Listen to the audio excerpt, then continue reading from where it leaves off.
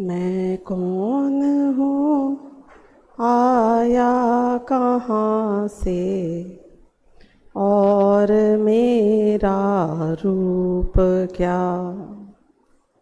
संबंध दुखमय कौन है, स्वीकृत करूं परिहार क्या।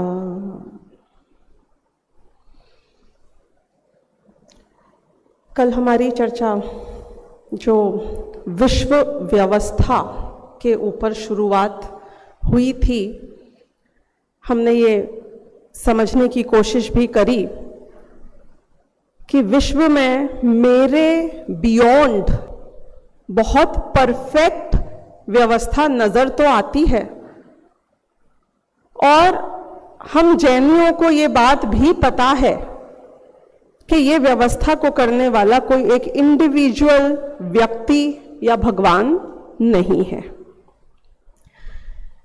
जब हमने इस दुनिया की व्यवस्था में चराचर जगत की व्यवस्था देखी, यानी कि वो दुनिया देखी जिसमें जीव और पुद्गल इन दोनों का नाच चल रहा है, खेल चल रहा है, तो मन में ये प्रश्न खड़ा हुआ कि पुद्गल में तो ज्ञान है नहीं,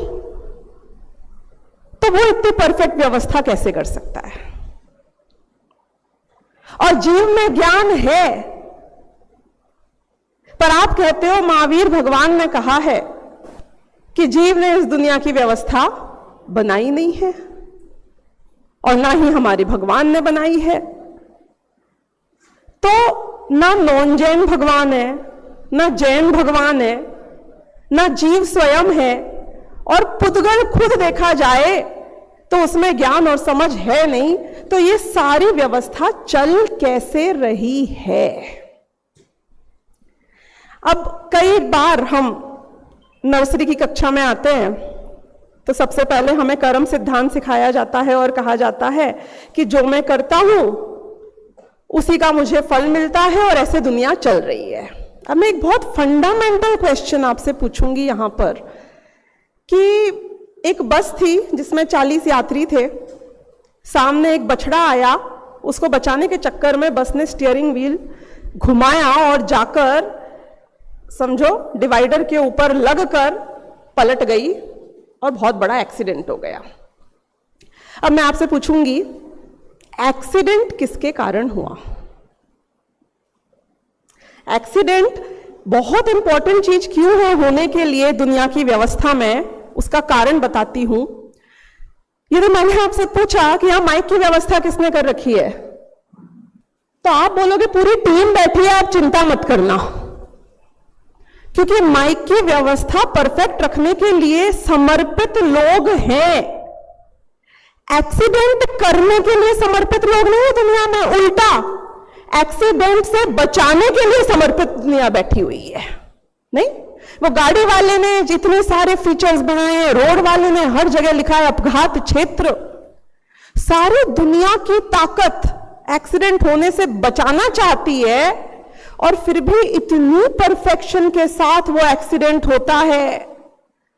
इसका मतलब है कि वो एक्सीडेंट जब हुआ, मैं आपसे ये प्रश्न कर रही हूं, वो किसने किया? भगवान ने नहीं किया, नॉन जैन भगवान नहीं था, जैन भगवान नहीं था, कोई भगवान नहीं था, ना वीतरागी ना रागी। कोई जीव ने एक्सीडेंट नहीं किया, करने नहीं चाहता था कोई जीव एक्सीडेंट। बताइए। हाँ जी, किसने किया? किसकी गति से? यात्रियों की। बहुत बढ़िया, मुझे यही सुनना था, क्योंकि ये जवाब है बिल्कुल 100% गलत। सुनो मैं बता रही हूं कैसे। अरे भाई, ड्राइवर ने, मैं पूछ रही हूं एक्सीडेंट किसने किया, हुआ नहीं पूछ रही हूं, हो गया वो तो सबको पता है। बात चल रही है, मैं पूछूं आप रिस्पॉन्सिबिलिटी लेने तैयार हो? अगली बार करोगे, अगले साल वापस इसी वक्त इसी जगह पर? करने की बात हो रही है, करने की।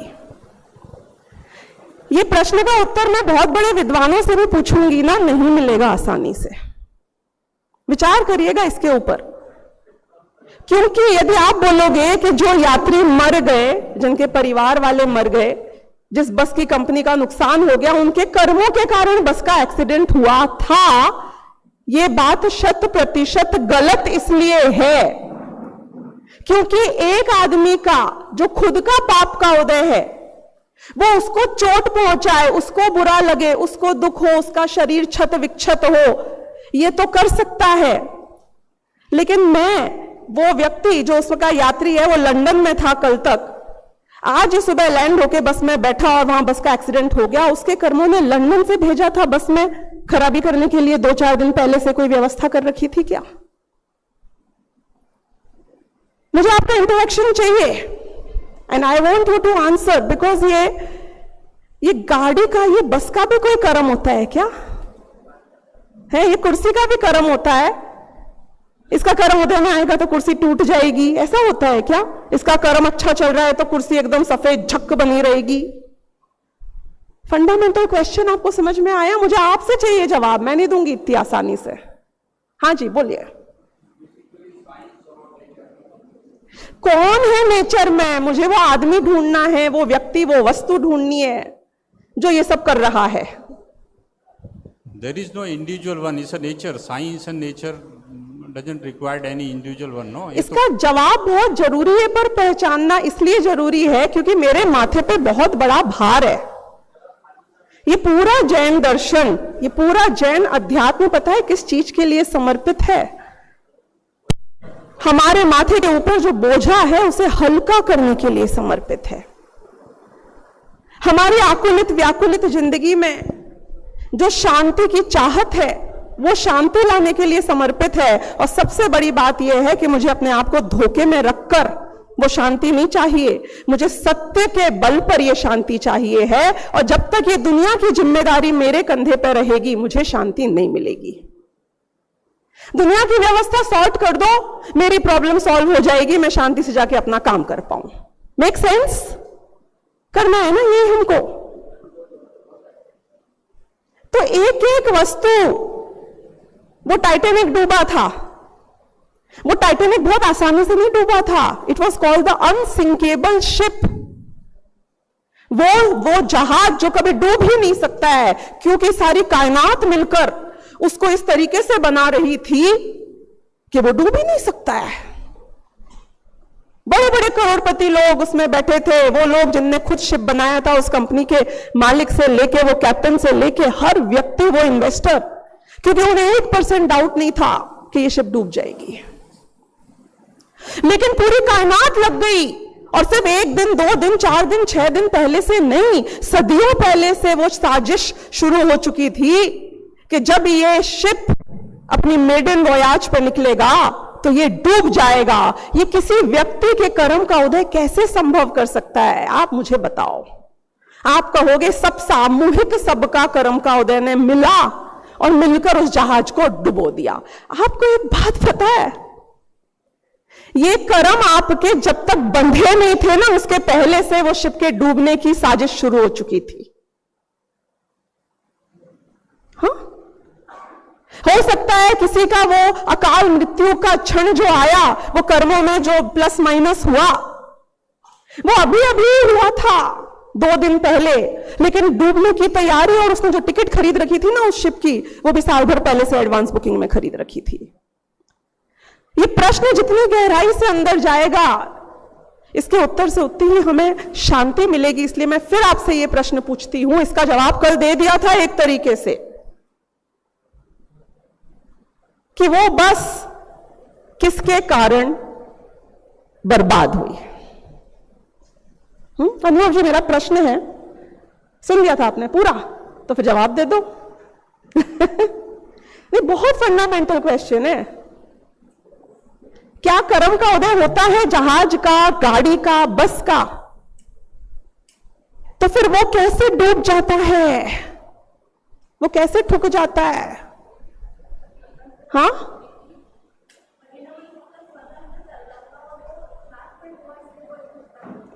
देखिए, परिणमन स्वतंत्र चल रहा था, आपकी बात 110% राइट है, लेकिन फिर भी मेरा प्रश्न यह होगा कि कोई कारण कार्य व्यवस्था है, क्योंकि वहां परफेक्ट मैनेजमेंट है। वापस मैं उसी क्वेश्चन पे आती हूं, पुद्गल के पास ज्ञान नहीं है, उसे पता नहीं है उसे क्या करना है, कब करना है, कैसे करना है, क्यों करना है। रागी और वितरागी भगवान नहीं है और कोई इंडिविजुअल जीव नहीं है जो वो एक्सीडेंट करने के लिए सदियों पहले से कोशिश करता या प्लानिंग करता। आप मेरी इतनी सी प्रॉब्लम सॉल्व कर दो, आज का विषय सबको समझ में आ जाएगा। या फिर ये कह दो कि हम हार गए, हमें जवाब नहीं पता है, आप जिनवाणी मां से कहो कि हमें बताए। मान लो इस बात को, मान लिया मैंने। कौन नहीं हारता है जिनवाणी मां के सामने? जिनवाणी मां ने ये कहा, कल भी जो बात आई थी शायद जिस तरीके से प्रस्तुत होनी थी हो नहीं पाई, लेकिन आज हम उसमें से जितने बीज बोए थे एक एक को फसल को उगाएंगे और काटेंगे। सुनना, ये पुद्गल खुद एक स्वतंत्र द्रव्य है, ये आपको पता है, ये मुझको पता है। पुद्गल परमाणु में स्पर्श रस गंध वर्ण है, ये आपको पता है, ये मुझको पता है। पुद्गल परमाणु के स्पर्श रस गंध वर्ण में वो ताकत नहीं है कि वो टाइटैनिक को डुबो पाए, क्योंकि वो तो बस चुपचाप कोई वर्ण, कोई स्पर्श, कोई रस, कोई गंध उतना रूप हो जाता है। लेकिन पुद्गल परमाणुओं को मिलाकर जो एक पुद्गल का स्कंध बनता है, उसमें कुछ चमत्कारिक शक्तियां प्रकट हो जाती हैं, कुछ स्पेशल योग्यताएं प्रकट हो जाती हैं, और वो योग्यताएं इस तरीके से काम करती हैं कि वो जुड़ती हैं और बिछुड़ती हैं। और वो जोड़ और तोड़ जो होती है वो ब्लाइंडली नहीं होती है, वो जोड़ और तोड़ में एक सुपर सुपर सुपर लॉजिक लगता है, एक सेल्फ कोडिंग होती है। और वो जो कोडिंग है, वो जो लॉजिक है, वो लॉजिक लगकर वो पुद्गल की पूरी बनी हुई स्कंधों की दुनिया, शब्द समझ में आ गया? स्कंध किसे कहते हैं कि नहीं आया? एटम्स होते हैं, मॉलिक्यूल्स होता है, राइट। स्कंध यानी कि परमाणुओं का मिलकर जो एक गट्ठा बना है, पुद्गलों को जोड़कर जो एक गट्ठा बना है, उसको बोलते हैं स्कंध। ये टेबल, ये कुर्सी, ये माइक, ये लैपटॉप, ये सब स्कंध है। इन सब में एक स्पेशल पावर आ जाती है। हर डब्बा मोबाइल नहीं होता, बराबर? हर डब्बा मोबाइल नहीं होता, लेकिन मोबाइल जिस तरीके से बनाया जाता है उसमें एक ऐसी शक्ति आ जाती है। जीव है उस मोबाइल में, भगवान है उस मोबाइल में, लेकिन फिर भी उस मोबाइल में ऐसी शक्ति आ जाती है कि कोई यदि मेरा मोबाइल नंबर डायल करता है पूरी दुनिया के किसी भी कोने से, तो सिर्फ और सिर्फ मेरे मोबाइल पे आके घंटी बजती है। मेरे मोबाइल से लगकर बाजू में 6 मोबाइल रखे हो, उनकी घंटी नहीं बजती है। मेरा नंबर है 0000001 करोगे तो घंटी नहीं बजेगी, 002 करोगे तो घंटी नहीं बजेगी, 000 करोगे तो एक घंटी बजेगी। ये शक्ति पुद्गल में है। एक सर्टेन तरीके से कोडिंग की गई है, एक सर्टेन तरीके से बनाया गया है, कुछ तार जोड़े गए हैं, कुछ रूल्स, कुछ लॉजिक डाला गया है, और उसके कारण एक ऐसा मोबाइल बन जाता है कि उस मोबाइल में आज बैठे बिठाए हम पूरी दुनिया तक पहुंच जाते हैं, वहां की लाइव खबरें देख लेते हैं। ये शक्ति कर्मों की नहीं थी, जीव की नहीं थी, भगवान की नहीं थी, ये शक्ति थी पुद्गल स्कंध की। अब पुद्गल का स्कंध की शक्ति इतनी अलंघ्य है, जैसे भवितव्यता की शक्ति अलंघ्य है ना, ऐसे ही पुद्गल स्कंधों की शक्ति इतनी अलंघ्य है जैसे कि सूरज जब उग रहा होता है तो दुनिया की कोई ताकत उसको उदय होने से और ऊपर पहुंचने से रोक नहीं सकती है, और जब वो सूरज अस्त हो रहा होता है तो दुनिया की कोई शक्ति उसको अस्त होने से रोक नहीं सकती है। वो शिप के बनने का काल था, वो बस के बनने का काल था, इस शरीर के बनने का काल आता है। मैं बच्चा हूं, मैं चाहे अंगूठा चूसूं, चाहे मैं चूना खाऊं, और चाहे मैं जाके कोविड के पीरियड में मॉल की रेलिंग को चाटूं। बच्चे तो ऐसे ही करते हैं। नहीं, सच्ची में ऐसा मैंने देखा था। मेरे बच्चे 2 साल के हाथ में सैनिटाइजर लगा रहे हैं, वहां खड़े होके रेलिंग को। क्या करें? फिर भी बीमार नहीं पड़े, कुछ नहीं हुआ। इतना जंक खाते हैं बच्चे पर, वो सूरज के उगने का, उदय होने का काल होता है, उसका शरीर की हाइट बढ़ती है, हेल्थ बढ़ती है, बॉडी पुष्ट होती है। और एक दिन आता है, एक उम्र आती है, एक अवस्था आती है, वो बेल कर्व जानते हो आप? बेल कर्व नहीं, बड़ी कंफ्यूज हो जाती हूं मैं नए लोगों के सामने, कहां से बात करूं और कहां नहीं। एक चढ़ने का काल है, एक उतरने का काल है। जब चढ़ रहा होता है तो सब कुछ बढ़िया ही बढ़िया होता है, जैसे कि आज सुबह श्री कृष्ण के उदाहरण की बात आई थी ना। गजब लगता है मुझे कभी कभी जब विचार करूं। मैं टावर ऑफ लंदन गई घूमने, या कोई राजा महाराजाओं की कहानी देखूं, या श्री कृष्ण पे आ जाते हैं। वो नया जन्मा हुआ बच्चा जिसको सगे मामा मार डालना चाहते हैं, जिसको जरासंध मार डालना चाहता है, जो कि अर्धचक्री सम्राट है, जिसके पिताजी खुद जेल में पड़े हुए हैं, कोई शक्ति नहीं है, ताकत नहीं है, जिसका कोई घर नहीं ढंग का बचा है, कोई ठिकाना नहीं है, उसके बचने का काल था। तो सारी कायनात मिलकर उसको बचाने में लग गई और वो बच गया। बाढ़ आ गई, बारिश आ गई, देवताओं ने रक्षा करी, टोकरी में गया पानी में उसके पिताजी लेकर, तो पूरा रास्ता बन गया। गजब हो गया। और वो ही श्री कृष्ण का जब पतन का काल आया, तब उस समय वो कोई कम नहीं थे, स्वयं साक्षात नारायण थे। अर्धचक्री सम्राट ऐसे नहीं थे भूतपूर्व, और उनके ऊपर किसी शत्रु ने कोई हमला किया नहीं था, और नारायण को कोई शत्रु आके कभी मार सकता नहीं है, किसी में ये पुण्य नहीं है। वही व्यक्ति जब बालक था, एक खरोच नहीं आई, और वही व्यक्ति जब अपने चरमोत्कर्ष पे था, लेकिन उसका काल आ गया था, उसका टाइम पक गया था। उस जहाज को जब डूबना है, दुनिया की कोई ताकत उसको डूबने से बचा नहीं सकती है। और बोलो, उस अपने सगे भाई के साथ रहते हुए जो उसके लिए अपनी जान दे सकते थे, इतने तद्भव मोक्षगामी जैसे जीव, और फिर भी उनको मरना पड़ा। पुद्गल की शक्ति अलंघ्य है। जब कुछ बनना होता है तो बन के रहता है, जब कुछ बिगड़ना होता है तो बिगड़ के रहता है। आप जानते हैं, अवसर्पिणी काल चल रहा है ना, पंचम काल के बाद छठा काल आने वाला है। कभी बैठना फुर्सत में मेरे साथ, यहां तो बड़ा प्रेशर रहता है नहीं, व्यवस्था का, वो व्यवस्था जो पुद्गल चला रहा है। कभी फुर्सत में बैठोगे तो मैं बताऊंगी कि एक एक लेवल पर यदि आप चीजों को बनते और बिगड़ते हुए देखोगे, आपकी उसमें एक नहीं चलेगी, चल सकती नहीं है, क्योंकि वो पुद्गल अपने काम को करने में इतना परफेक्ट है। पंचम काल चल रहा है, छठे काल की ओर जा रहे हैं।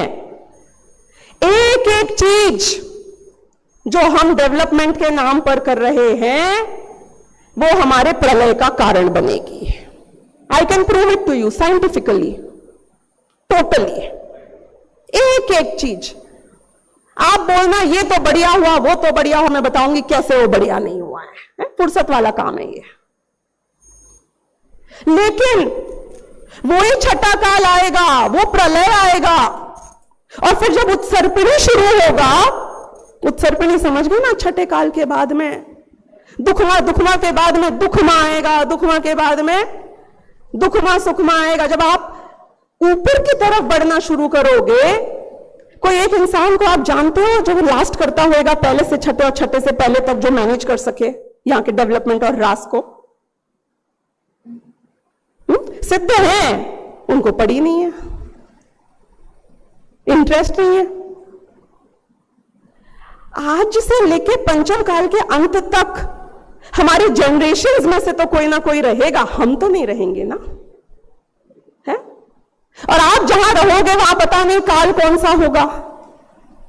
उत्तम भोग भूमि हुई तो पहला काल हो सकता है, जघन्य हुई तो तीसरा हो सकता है, विदेश क्षेत्र चले गए तो चौथा होगा, देवगति नरक गति चले गए तो वहां पे काल की व्यवस्था ही नहीं है। ये तो बहुत कन्फाइंड एरिया का होने वाला तरीका है। व्यवस्था की बात कर रही हूं, मैनेज कौन करेगा यहां पे इतना डेवलपमेंट? जब प्रलय आ जाएगा, सब सर्वनाश हो जाएगा, तो ऐसा कहते हैं शास्त्रों में 7 हफ्तों तक 7 प्रकार की बारिश होगी। पूरा जो एसिडिक हो चुका है ना, ये जमीन जल गई है, भस्म हो गई है, सारी न्यूक्लियर पावर आपकी ब्लास्ट हो जाएगी। उस जमीन को वापस एल्कलाइन एल्कलाइन हो गई है, जो भी हो गई हो, 4 तत्व आ गया है, उपजाऊ खत्म हो चुकी है, वो जमीन वापस उपजाऊ बनेगी, वापस मिनरल्स आएंगे, वापस प्लांटेशन होगा। ये सब कौन करेगा? व्यवस्था की बात कर रही हूं, व्यवस्था की। किसके मैनेजमेंट में किया जाए ये काम? है who should rule the world to make this happen? इसका एक ही जवाब है, और वो जवाब ये है कि पुद्गल को भी ये सब करना नहीं पड़ता, क्योंकि जो कुछ भी पुद्गल में हो रहा है वो एक ब्लाइंड साइकिल में हो रहा है। टाइटैनिक फिर डूबेगा भविष्य में, याद है कल मैंने ये बात बताई थी। एयर इंडिया की फ्लाइट फिर क्रैश होगी। तो जो ये पुद्गल की इतनी बड़ी दुनिया है, जिसमें उत्थान है, जिसमें पतन है, जिसमें बर्थ दिखता है, जिसमें डेथ दिखती है, जिसमें एक्सपायरी होती है, जिसमें क्रिएशन होता है, ये सब की एक पर्टिकुलर साइकिल है, और उस साइकिल में वो ब्लाइंडली, बिना ज्ञान के, बिना कुछ जाने, अपने खुद के फ्लो में परिवर्तित होता रहता है। अब बहुत सुहानी दुनिया थी, क्यों? क्योंकि पुद्गल अपना काम कर रहा था, वो सक्षम था अपना काम करने के लिए। धर्म अधर्म आकाशकाल को कुछ लेना देना नहीं है, सपोर्ट फंक्शंस, वो अपना सपोर्ट दे रहे हैं और वो बैठे हुए हैं अपनी दुनिया में। ये जीव बेचारे के साथ क्या ट्रेजेडी हो गई? क्योंकि अपने लिए तो इंपॉर्टेंट एलिमेंट, बाकी के जीव की तो ठीक है, मैं भी जीव हूं ना कम वक्त, मुझे अपनी तो पड़ी है कम से कम, खुद के बारे में तो सोचना ही पड़ेगा। अब ये जीव भी देखा जाए तो बड़ा ही प्योर, शांत कॉन्शियसनेस, ये वो एनर्जी है, ये वो पावर है जो बिल्कुल हिट मी टॉय की तरह होता है। कहां पहुंच गए हम अचानक से जीव के साथ? वो देखा होगा आपने, हिट मी टॉय होता है एक ऐसे रबर का, एक जोकर जैसा, उसके नाक पे लिखा होता है हिट मी। उसको जितनी जोर से मारोगे पूरा लेट जाएगा और फिर वापस खड़ा हो जाएगा। ये जीव जो है ना, ये बिल्कुल हिट मी टॉय की तरह है। समझना कैसे बोल रही हूं, संसारी जीव की बात कर रही हूं अभी मैं। ये जीव भी, आप मुझे टाइटैनिक में डुबो दो, वो बस को खाई में गिरा दो, ये शरीर का पूरा सत्यानाश कर दो, लेकिन पता नहीं कहां से फीनिक्स की तरह वो बर्ड होती है ना, विच राइजेस फ्रॉम द एशेस, ये जीव जाने कहां से वापस खड़ा हो जाता है। और सम्मूर्छन जीव देखा जाए तो एशेस में से ही खड़ा होता है, नहीं? वही जाने क्या उनसे पंच तत्व आके मिल जाते हैं, वो आत्मा आ जाती है और वापस एक नया जीव खड़ा हो जाता है। तो ये जीव, ये एक एनर्जी है। साइंटिफिकली प्रूव करें, इसकी भी इंडिपेंडेंस प्रूव करनी है तो साइंटिफिकली तो करनी ही पड़ेगी, नहीं? क्योंकि टॉपिक में लिखा है ना साइंटिफिकली, तो प्रूव तो करनी ही पड़ेगी। मैं उस दिन विचार कर रही थी, आपने ड्रोन देखा होगा, आजकल ना ड्रोन पंछियों की शेप में भी आते हैं। पता है किस चीज में यूज होते हैं ये ड्रोन? अरे जब पड़ोसी कंट्री में स्पाई भेजना हो तो ड्रोन भेजोगे तो गड़बड़ हो जाएगी, तो वो पंछियों के जैसे दिखने वाली स्किन के अंदर में ड्रोन भेजते हैं, उसकी आंखों में कैमरे लगे होते हैं ताकि वो वहां जाके इंटरसेप्ट कर पाए क्या हो रहा है। वो जो पंछी जैसा दिखने वाला ड्रोन है उसमें एनर्जी तो है बराबर, क्योंकि एनर्जी नहीं होती तो वो उड़ता कैसे, वो मैनेवर कैसे होता, वो रिमोट कंट्रोल से आगे पीछे होके उतना रिकॉर्डिंग कैसे करता। लेकिन उसके साथ एक प्रॉब्लम लगी हुई है, और वो प्रॉब्लम पता है क्या है कि अगर उसकी एनर्जी डिस्चार्ज हो जाती है तो वो ड्रोन फेल हो जाता है, वापस उसको री एनर्जाइज करना पड़ता है, रिचार्ज करना पड़ता है, फिर वहां जाके वो वापस अपना काम कर पाता है। बाहर चल के कोई पंछी को देख लेना जो असली हो, उस पंछी के अंदर कब चार्जिंग हुई थी, कौन सी चार्जिंग हुई थी, कैसे चार्जिंग हुई थी, जो वो पूरे टाइम उड़ता रहता है। हाँ, उसकी आंखों के अंदर वो क्या है जो ये डिटरमाइन करता है कि मेरी आंखों को यहां देखना है कि यहां देखना है कि यहां देखना है। ये जो पुतलियां घूमती हैं, ये जो पंख फड़फड़ाते हैं, उसका रिमोट कंट्रोल किसके हाथ में है? विश्व की व्यवस्था की बात चल रही है। न रागी भगवान के हाथ में है, न वीतरागी भगवान के हाथ में है, न किसी और जीव के हाथ में है, तो क्या पुद्गल के हाथ में है? उसके शरीर की व्यवस्था पुद्गल के हाथ में हो सकती है, लेकिन वो आत्मा अंदर, वो कॉन्शियसनेस, वो एनर्जी, वो प्योर एनर्जी की मैं बात कर रही हूं, जो लिविंग बर्ड में है और डेड बर्ड में नहीं है। उस एनर्जी को आप महसूस कर सकते हो। कराऊं मैं अभी कि अब भी कराऊं? बोलो किसको करना है? आपको करना है। आपने हाथ कैसे ऊपर किया? एनर्जी को महसूस किया? वापस हाथ ऊपर करके देखो, एनर्जी महसूस हो रही है? हाथ आपकी आत्मा को ऊपर ले जा रहा है कि आपकी आत्मा हाथ को ऊपर ले जा रही है? महसूस करो, उंगली हिलाओ। अच्छा, अपने बाल खींच के देखो एक बार। नहीं नहीं नहीं, बहुत जोर से नहीं खींचने बोल रही हूं भाई, क्यों घबराते हो? ये बाल चाहते थे कि इनको खींचो, ये शरीर चाहता था कि बाल को खींचो, ये हाथ चाहता था कि बाल को खींचो। कौन है यहां पे? भगवान है, रागी है, वीतरागी है, पुद्गल है, शरीर है? कौन है जो चाहता है कि मैं जाऊं और अपने बालों को खींचूं? बताओ मुझे। ये एक अनदर एलिमेंट है, एनर्जी है, प्योर एनर्जी है, प्योर कॉन्शियसनेस है, ज्ञान है। मुझे नहीं पता आपको जो नाम देना है, पसंद आए रख देना, मुझे पता है ये एहसास कुछ है और वो मैं हूं, और उसका मैं नाम देता हूं आत्मा। अब गड़बड़ कहां शुरू हुई इस इतनी बड़ी दुनिया की व्यवस्था में? पुद्गल तो सॉर्टेड है, उसकी लाइफ तो चल रही है, उसको koई प्रॉब्लम नहीं है वैसे ही। क्यों? क्योंकि ज्ञान नहीं है, सुख दुख नहीं है, ऊपर से मैनेजमेंट परफेक्ट है? पुद्गल का तो मोक्ष हो गया। लेकिन ये जीव, ये अच्छा खासा प्योर कॉन्शियसनेस था, ये कहीं भी पहुंच जाता है, किसी भी शरीर में चला जाता है। ये पता है आत्मा कैसा होता है? आपको थोड़ा विजुअलाइज कराती हूं एक बार के लिए, ऐसा महसूस करना, बहुत आनंद आएगा आपको।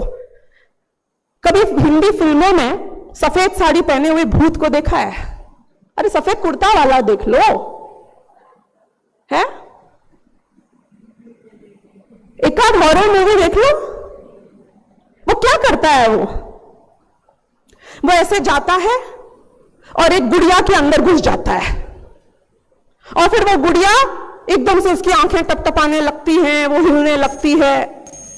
फिर वो वहां से निकलता है और एक फोटो में चला जाता है तो फोटो हिलने लगती है। वहां से निकलता है, एक झाड़ फानस में पहुंच जाता है, वो हिलने लग जाता है। वहां से निकलता है, एक डेड बॉडी में घुस जाता है, वो डेड बॉडी खड़ी हो जाती है। ऐसे ही होता है ना वो भूत। उस भूत की तरह एक बार खुद को महसूस करके देखो। हाँ, क्या कह रही हूं मैं? अरे ये शरीर जिसको मैं समझता हूं मेरा टोटल अस्तित्व है, यदि ये शरीर एक जलते हुए झोपड़े में घुस जाएगा, मुझे बताओ वहां से बाहर क्या निकलेगा? कुछ निकलेगा या नहीं निकलेगा? हाँ, मिट्टी और एशेस, और हमारा क्या होगा? मैं मिट्टी में मिल जाऊंगा, मैं धूल में मिल जाऊंगा, मैं एशेस में चला जाऊंगा। मैंने कहा था फीनिक्स हूं मैं, हिट मी करना, एक बार नहीं 150 बार करना, वापस आके वैसा का वैसा खड़ा हो जाऊंगा, क्योंकि आपको पता चलेगा कि वो आत्मा वो जली नहीं थी। तो उस आत्मा ने क्या किया? ये शरीर ये मिट्टी बन गया है, ये एशेस बन गया है, मेरे काम का नहीं है। वो आत्मा जाकर दूसरा ठिकाना खोज लेती है और वहां पहुंच जाती है। ये आनंद को आप बिजनेसमैन नहीं समझ सकते हो, मैं समझाती हूं। ये जॉब वाले समझते हैं इस आनंद को। अगर सेक्टर बर्बाद हो जाए और कंपनी बर्बाद हो जाए तो बिजनेसमैन तो लुट जाता है। क्यों? क्योंकि बिजनेस ही बिजनेसमैन है और बिजनेसमैन ही बिजनेस है। लेकिन जब हम नौकरी करते हैं और जब वो कंपनी बर्बाद हो जाती है तो क्या करता है नौकरी करने वाला व्यक्ति?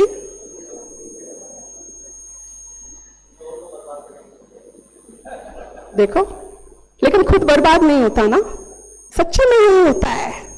मैं जिस शरीर में चला जाता हूं वो शरीर बर्बाद हो जाएगा, मैं जिस घर देश में चला जाऊंगा वो घर देश बर्बाद हो जाएगा, पर मैं बर्बाद नहीं होता। मैं नरक चला जाऊंगा, मैं देवगति चला जाऊंगा, मैं जाए जहां चला जाऊं, मैं कहीं ना कहीं चला जाता हूं, मैं बर्बाद नहीं होता। हा? ये जो इनविंसिबिलिटी है इसको महसूस करना पड़ेगा अंदर से। आपको ऐसा लगता है कि मैंने अगर उस चलती हुई झोपड़ी में प्रवेश किया तो मैं उस भूत की तरह वहां से बाहर निकलूंगा और कहीं और पहुंच जाऊंगा? नहीं लगता है, नहीं लगता है। यदि लगता तो आपको जलने से डर नहीं लगता।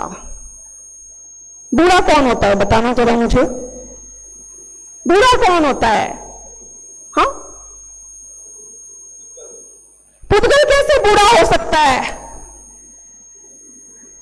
पुद्गल तो अनादिकाल से अनंत काल तक है। शरीर तो पर्याय है, एक समय में नष्ट हो जाएगी। एग्जैक्टली, बूढ़ा मेरे दिमाग की विचारधारा होती है। आप जानते हो आपकी मेरी एज सेम है। हाँ, हमारी एज सेम है। आपको कभी कभी लगता है यही तो गड़बड़ हो गई। हाँ, ये सेम कैसे है हमारी एज? हाँ, आपको पता है भगवान आदिनाथ की जो आत्मा है उसकी एज और मेरी एज एग्जैक्टली सेम है। हाँ, मैं इसी भूतकाल की अपेक्षा ही नहीं बात कर रही हूं, उनका फ्यूचर और मेरा फ्यूचर एग्जिस्टेंस भी एग्जैक्टली सेम है। कोई फर्क नहीं है उन दोनों में। प्रवचन सार यहां रखा है ना, प्रवचन सार जिसकी 80वीं गाथा में लिखा है। द्रव्य की अपेक्षा देखा जाए, गुणों की अपेक्षा देखा जाए, उनमें और मुझ में कोई फर्क ही नहीं है, जीरो डिफरेंस। और पर्याय की औकात क्या है? हाँ, किस पर्याय की औकात की आप बात करते हो मुझसे? एक समुंदर था, उसकी एक बूंद उछली तो आके शिकायत करी किसी ने, समुद्र काका तुम्हारी एक बूंद उछल गई है। तो समुद्र काका क्या कहेंगे? मैं समुंदर हूं, बूंदें तो उछलाई करती हैं। समुंदर के सामने उस एक बूंद की क्या औकात है? उसने कहा तुम्हारी एक बूंद मैली हो गई है, मूर्ख मैं समुंदर हूं। एक बूंद मैली होने से समुंदर मैला हो जाता है क्या? आप हो कौन? अनादिकाल से अनंत काल तक रहने वाला वो इनविंसिबल तत्व आप समझ रहे हो? भगवान महावीर नहीं, भगवान आदिनाथ नहीं, पहली वाली 24 ही नहीं। आप दुनिया में से जिसको लाके मेरे सामने खड़ा कर दो, महान से महान आत्मा को, उनकी और मेरी उम्र में कोई फर्क नहीं है। I have been around, the only thing is I was wasting my time somewhere else. क्या कर रहे थे अपन आदिनाथ भगवान के टाइम पे? सोचा कभी अनुभव जी? है, मेरे को तो पता है मैं कहां थी। है, शर्म आती है।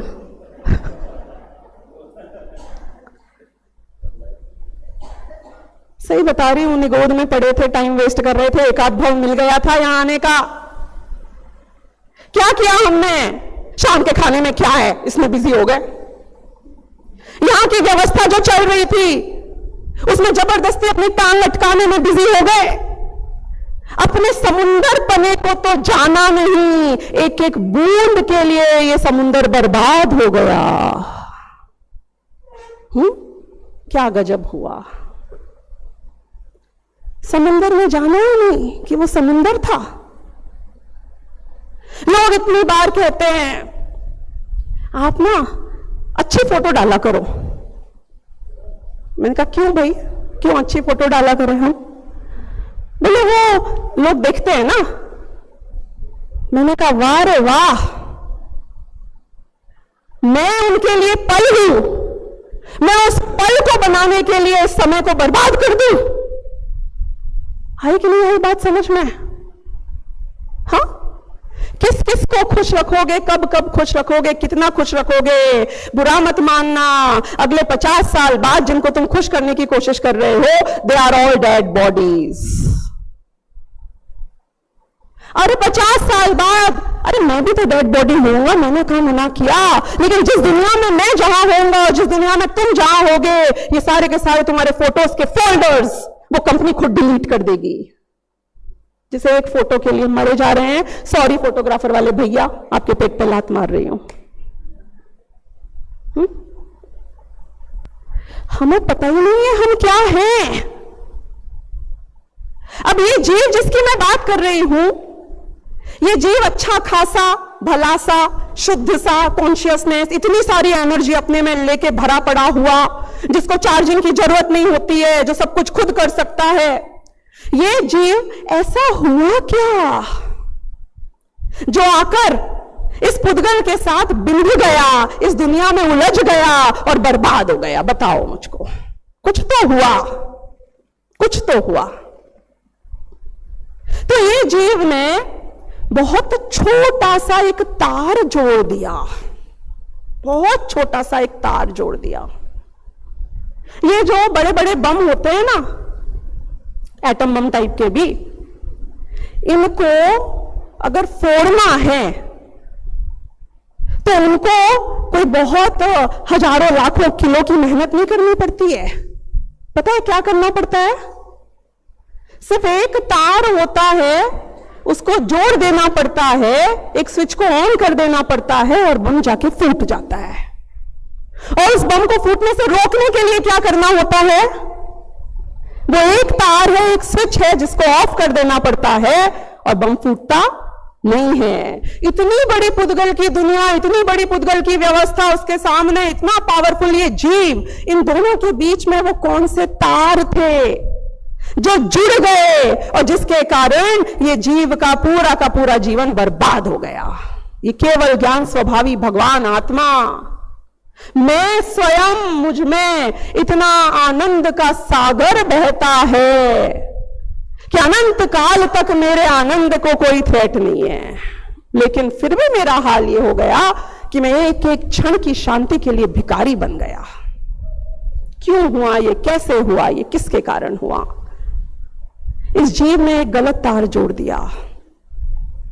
क्योंकि पुद्गल ने क्या कहा था, साइंस समझना पुद्गल की, पुद्गल ने यह कहा कि मैं तो ब्लाइंडली व्यवस्थित हूं, मैं सिर्फ दो चीजों को आइडेंटिफाई करता हूं, एक स्निग्धता और एक रूक्षता।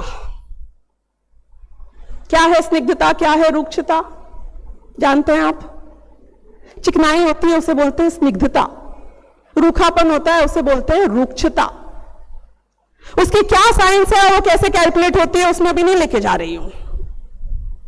लेकिन ये जो पुद्गल है उसको ये स्निग्धता और रूक्षता की फ्रीक्वेंसी मैच हो जाती है, तो ये आके उसे जुड़ जाता है। और जहां इसे स्निग्धता और रूक्षता नहीं मिलती है, ये वहां जाके जुड़ता नहीं है। पुद्गल को पुद्गल में मिल जाए वो फ्रीक्वेंसी तो कोई गम नहीं था। ये जीव ने भी दो एलिमेंट्स रखे, गलती से, अपनी भूल से, अपनी एक ऐसे स्वभाव था जिसे कि विभाव स्वभाव कहते हैं, उसके कारण, जिसमें ये जीव भी करता है राग और ये जीव करता है द्वेष। ये राग है स्निग्धता, ये द्वेष है रूक्षता। और जैसे ही स्निग्धता और रूक्षता आई, इसको मोगैम्बो ने पकड़ लिया। देखे थे मिस्टर इंडिया? अगर रेड कलर होता है तो आदमी दिख जाता है, अगर रेड कलर नहीं होता है तो आदमी नहीं दिखता है। यदि मैं राग करता हूं तो मैं पुद्गल को दिख जाता हूं, उसके सेंसर में पकड़ा जाता हूं। यदि मैं द्वेष करता हूं तो मैं पुद्गल के सेंसर में पकड़ा जाता हूं। और यदि मैं राग और द्वेष ना करूं तो पुद्गल मुझे आइडेंटिफाई नहीं कर पाता है, मैं अपनी एनर्जी के साथ मुक्त हो जाता हूं। जीव की स्वतंत्रता की अब बात करते हैं। पुद्गल की स्वतंत्रता तो हो गई, पुद्गल का पावर हो गया, पुद्गल की शक्ति समझ में आ गई, उसकी व्यवस्था समझ में आ गई। जीव की व्यवस्था क्या है? जीव की व्यवस्था बहुत सिंपल है। जीव अगर अपनी खुद की बिजनेस को माइंड करे, इंग्लिश में ऐसा कहते हैं, माइंड योर ओन बिजनेस। जीव यदि ट्रेस पासिंग नहीं करे, ट्रेस पासिंग पता है किसे कहते हैं? हां, अनधिकृत चेष्टा, नो एंट्री जोन में प्रवेश करना। यदि जीव ट्रेस पासिंग करता है तो फंस जाता है, और यदि ये ट्रेस पासिंग ना करे तो ये ना फंसे। देखो क्या हुआ कि एक आदमी को बहुत गुस्सा आई आसमान के ऊपर कि तू इतनी धूप और इतनी गर्मी बरसा रहा है, लानत है तुझ पे। और उसने ऊपर देखा और जोर से थूका। क्या हुआ पता है आपको? हाँ, एनी प्रेडिक्शंस? आसमान ने उस पर थूक दिया उल्टा। उसको और डबल गुस्सा आई और उसने बोला, नालायक कमबख्त, तेरी इतनी हिम्मत, तू मुझ पे थूकता है, मैं तुझ पे डबल थूकता हूं। फिर क्या हुआ? कितनी बार मुझे आसमान पे थूकना है बताओ? हमें यह लगता है कि मैं जो कर्म का उदय आ रहा है उसके सब्जेक्टेड हूं, यानी कि मुझे उसे भोगना ही पड़ेगा। कर्म is nobody. Why is it nobody? क्योंकि मैंने आपको बताया पुद्गल की व्यवस्था इतनी बड़ी है, उसमें सिर्फ इंसानों के कर्म नहीं, जीवों के कर्म नहीं। वो गाड़ी, वो घोड़ा, वो टाइटैनिक जो डूबता है उसमें कर्म नहीं होते हैं, लेकिन पुद्गल की साइक्लिकल व्यवस्था में वो सब ऑलरेडी आ जाता है। तो कर्म साइकिल में आएंगे कि नहीं आएंगे? पहली बात बताइए, पूछ रही हूं मैं आपसे। क्वेश्चन है कि नहीं आया समझ में? ये कर्म भी साइकिल में होते हैं कि नहीं होते हैं? सेम टू सेम साइकिल में होते हैं? हाँ, होते हैं कि नहीं होते हैं? इतना घबरा क्यों रहे हो?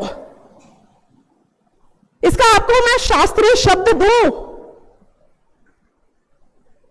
जब कर्म परावर्तन होता है उसमें नो कर्म परावर्तन होता है, दोनों इक्वल होते हैं। सुना है किसी ने ये? जब मैंने कल बॉडी की बात करी थी, सेम टू सेम बॉडी वापस आ जाएगी सुशील जी की,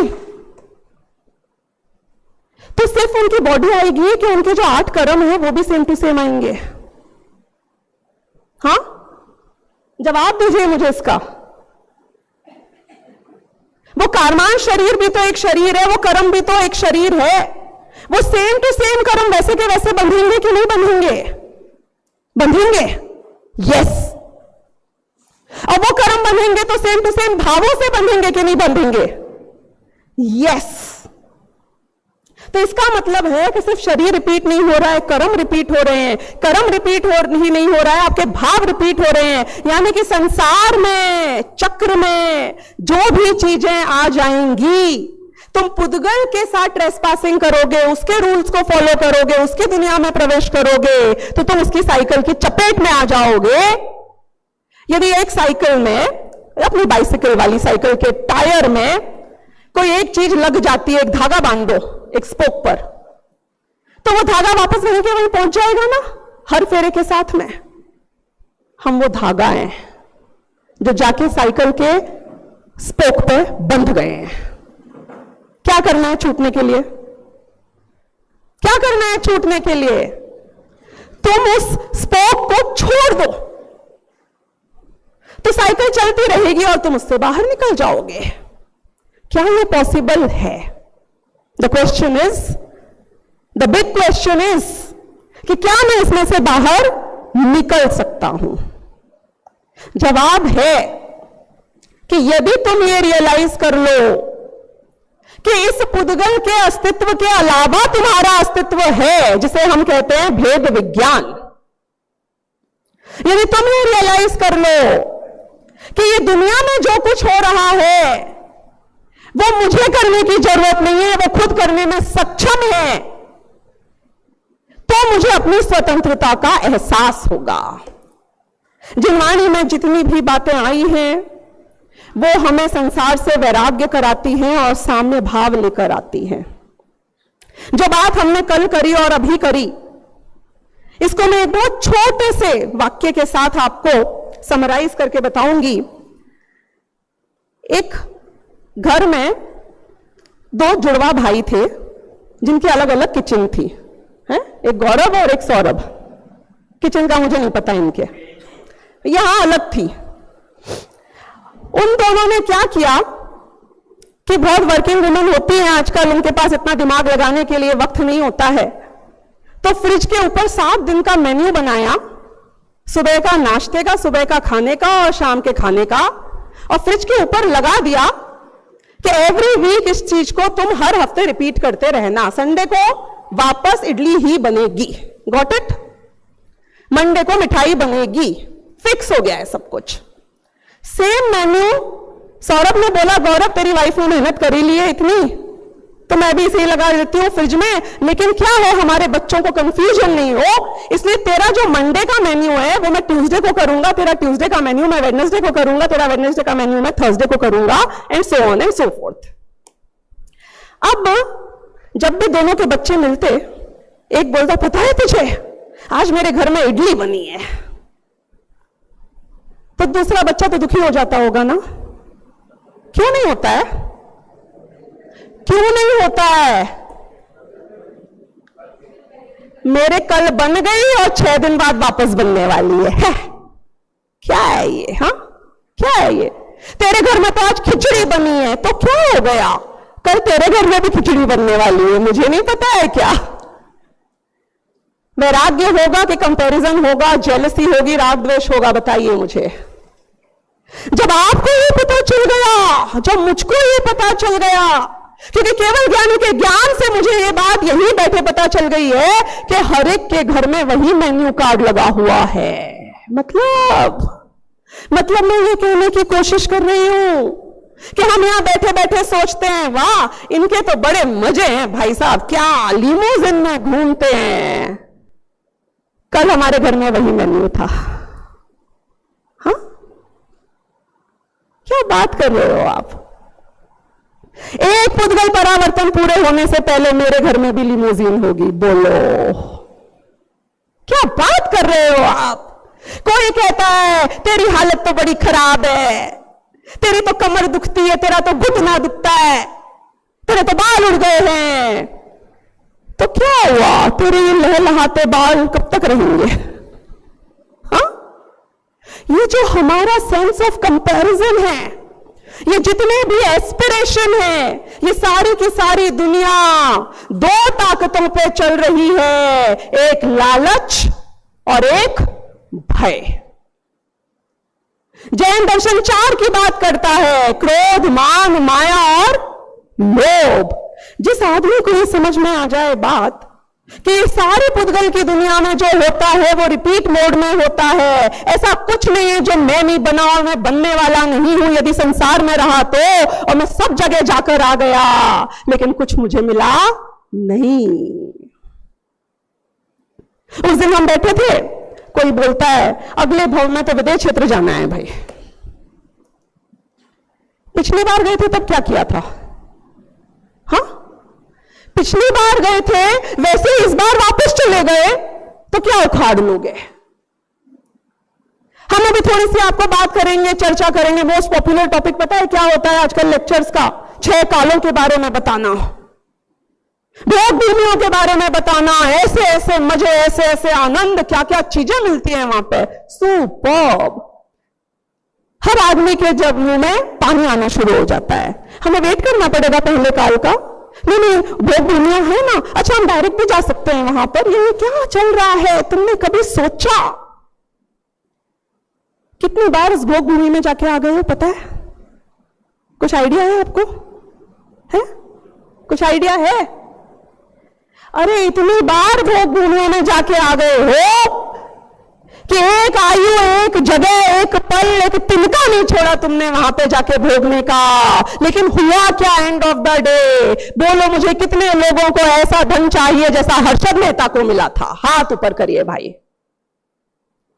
प्रॉब्लम क्या है हर्षद मेहता बनने में? खूब पैसे कमाए थे, घर में गोल्फ कोर्स खोल दिया था, स्विमिंग पूल लगा लिया था। कैसे उत्थान का क्या फायदा जिसके बाद में ऐसा पतन हो? उसकी मौत पता है कैसे हुई थी? ऐसे भोग भूमि का, ऐसे विदेश क्षेत्र का, ऐसे स्वर्गों का क्या फायदा? ये पुद्गल की दुनिया का क्या फायदा? क्योंकि सबका मेन्यू सेम है। सारे के सारे लोग एक हफ्ते में, एक परावर्तन में सब कवर करके आ जाते हैं। तो इस बार यदि आपके मन में कोई लालच आता है, इस भव में यदि कुछ आपकी अधूरी इच्छाएं रह गई होंगी ना, आपकी भी तो कोई अधूरी इच्छाएं, हाँ, बस ये 4 काम और हो जाए, ये 2 काम और हो जाए।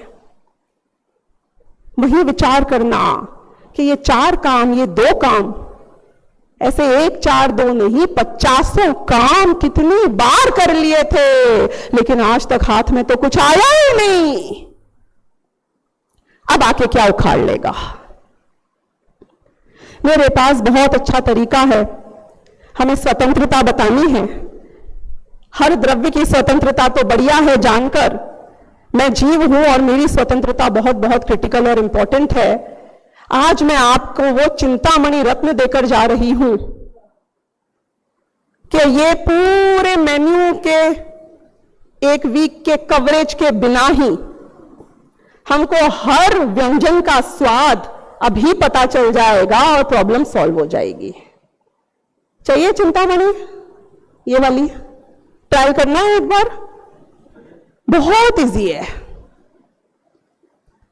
आपको एक बार के लिए यह विचार करना है कि सबसे पहले जब भी मैं ऊपर थूकता हूं, आसमान नहीं थूक रहा था, मैंने अपनी थूक को ही झेला था।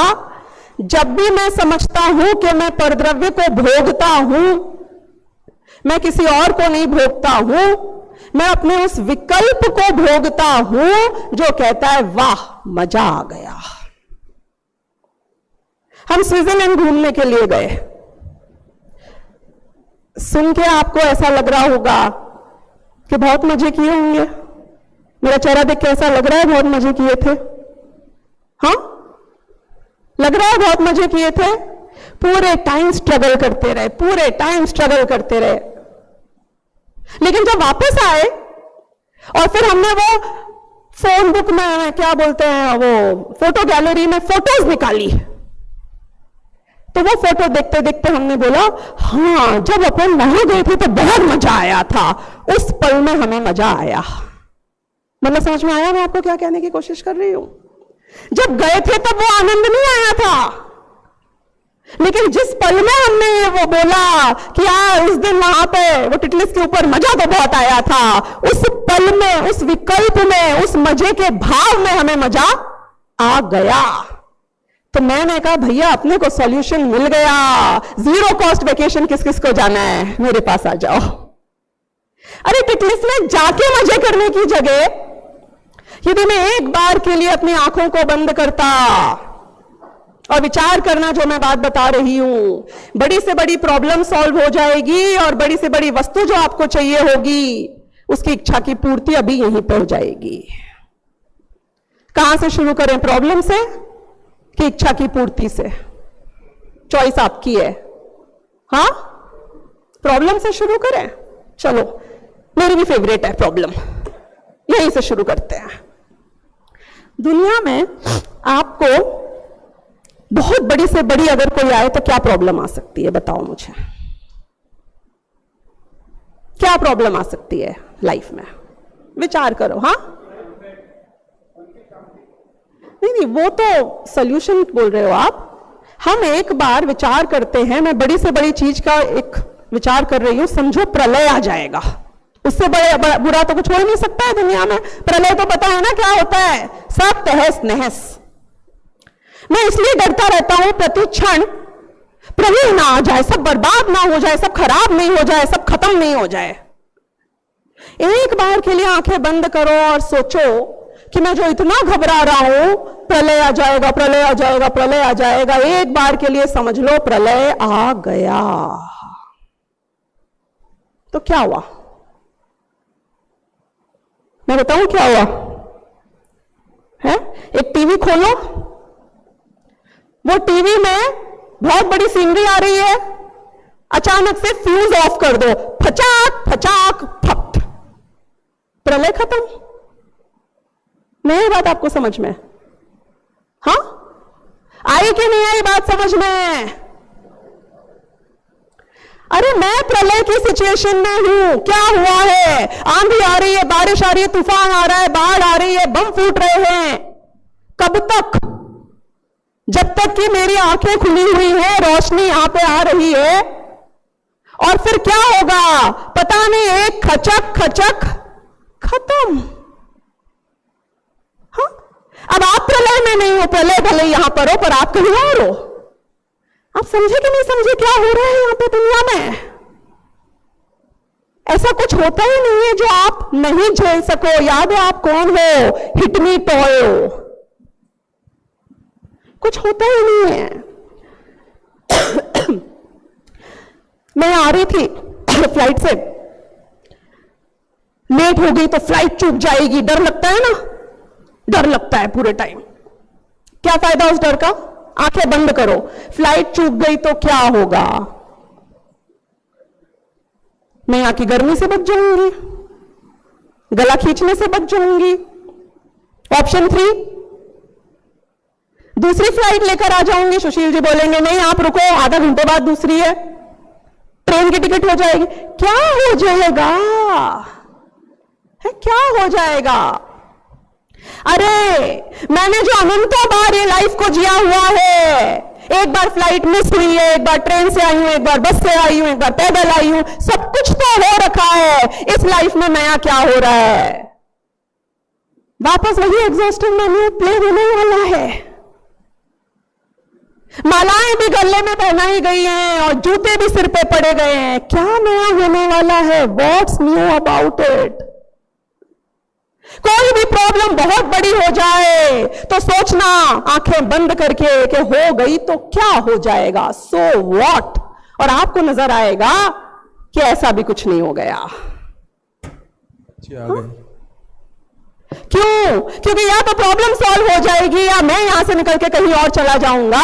लेकिन एक बात तो पक्की है कि प्रॉब्लम पर्याय है, और पर्याय की लाइफ है एक समय की, और जो चीज एक समय की होती है वो एक समय के बाद खत्म होती ही होती है।